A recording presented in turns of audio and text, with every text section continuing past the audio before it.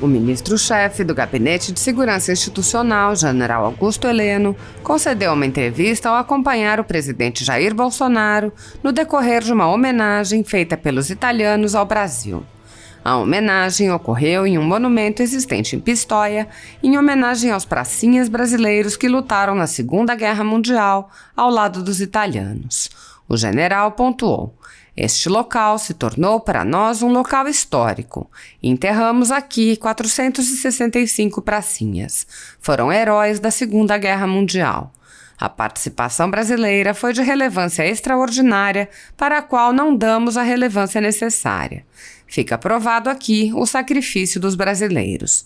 Tivemos uma missão importantíssima. Fizemos recuar as tropas alemãs. Tivemos a missão de vencê-las, abrindo uma nova frente para os aliados." Nesta toada, Heleno complementou: "Nossa participação fez do Brasil um real participante da Segunda Guerra Mundial. Uma tropa altamente aguerrida, preparada e com feitos emocionantes." O ministro da Saúde, Marcelo Queiroga, pronunciou-se no que diz respeito a metas do governo Bolsonaro para a imunização da população. O ministro das Relações Exteriores, Carlos França, por seu turno, aventou as principais pautas da viagem do presidente Jair Bolsonaro e o andamento de negociações no que concerne ao G20, à OCDE e à COP26. França asseverou: "Reverenciamos a memória desses quase 500 pracinhas que lutaram pela liberdade e pela democracia. O presidente Jair Bolsonaro destaca seu compromisso com a liberdade e com a vida." Empresários e cidadãos brasileiros estão sofrendo perseguição política por apoiarem o presidente Jair Bolsonaro ou por defenderem valores conservadores. Com uma canetada, o ministro Luiz Felipe Salomão, ex-corregedor do Tribunal Superior Eleitoral, confiscou a renda de sites e canais conservadores com o apoio e respaldo do presidente da Casa, Luiz Roberto Barroso, que é também ministro do STF. Toda a renda da Folha Política está sendo confiscada em consequência dessa decisão, que se aplica indiscriminadamente a todos os conteúdos produzidos pelo jornal e afeta inclusive a renda de vídeos antigos. Se você apoia o trabalho da Folha Política e pode ajudar a evitar que o jornal seja fechado, doe por meio do Pix, cujo QR Code está visível na tela, ou por meio do código ajude@folhapolitica.org. Caso não utilize Pix, há a opção de transferência bancária para a conta da empresa Raposo Fernandes, disponível na descrição deste vídeo e no comentário fixado no topo. Há quase 10 anos, a Folha Política vem mostrando a realidade da política brasileira e enfrentando a espiral do silêncio imposta pelo cartel midiático que quer o controle da informação. Com a sua ajuda, poderá se manter firme e continuar a exercer o seu trabalho. Pix ajude@folhapolitica.org.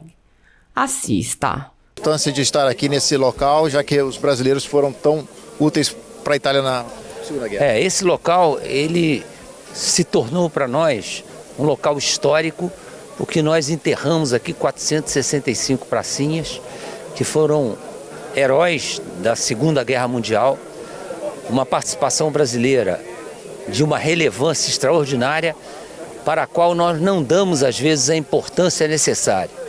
Mas fica provado aqui, materialmente, o que foi o sacrifício desses brasileiros e o porquê desse sacrifício. Nós estávamos lutando contra o nazifascismo e realmente tivemos uma missão importantíssima na Segunda Guerra Mundial, que foi fazer recuar a tropa que já era alemã, que estava aqui nos postos de combate dos Apeninos e dos Alpes, e que nós tivemos a missão de vencê-las e abrir uma nova frente para os aliados. Então a nossa participação fez do Brasil um real participante da Segunda Guerra Mundial.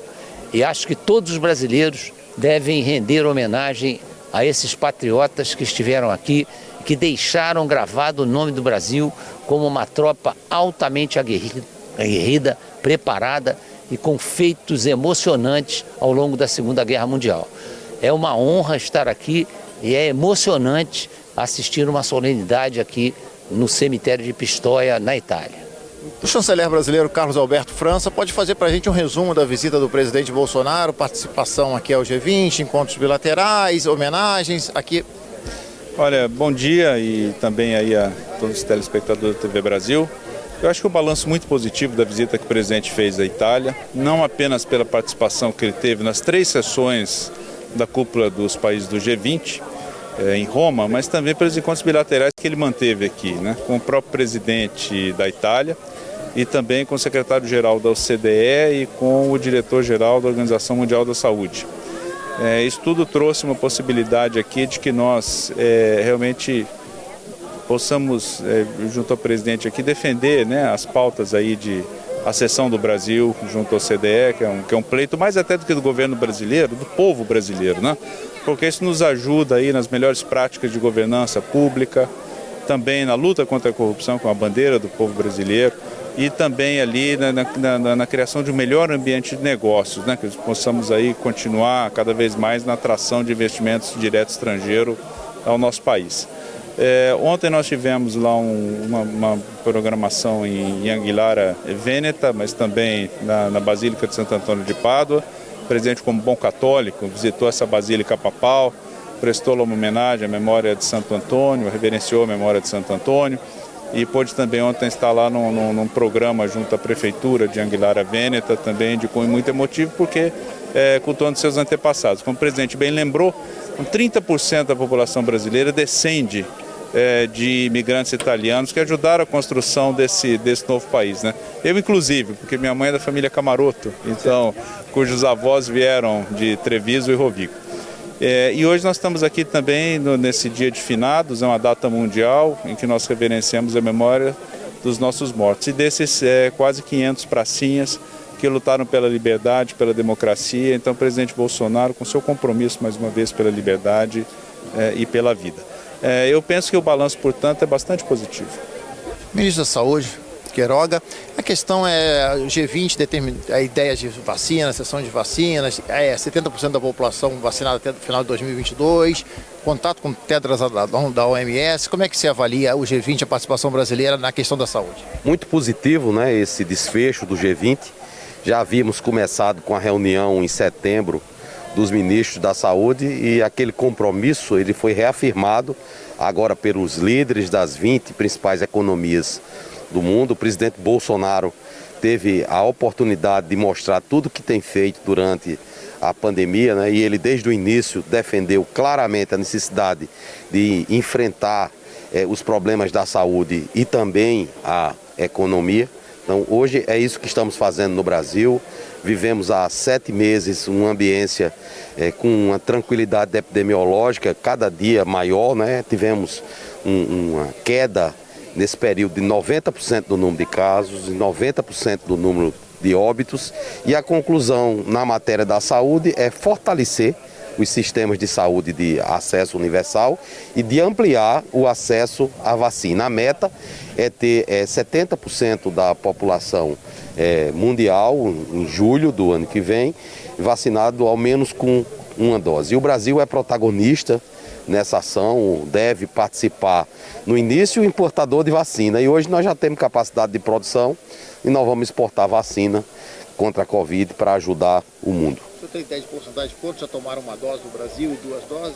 No Brasil, acima de 18 anos, mais de 90% da população adulta já recebeu uma dose e mais de 70% já recebeu a segunda dose. E nós já temos toda uma estratégia para a nossa campanha de vacinação no ano de 2022. Mais de 354 milhões de doses já estão garantidas, de tal sorte que o combate à pandemia vai ser muito eficaz e nós queremos que em 2022 essa pandemia, na realidade, se acabe.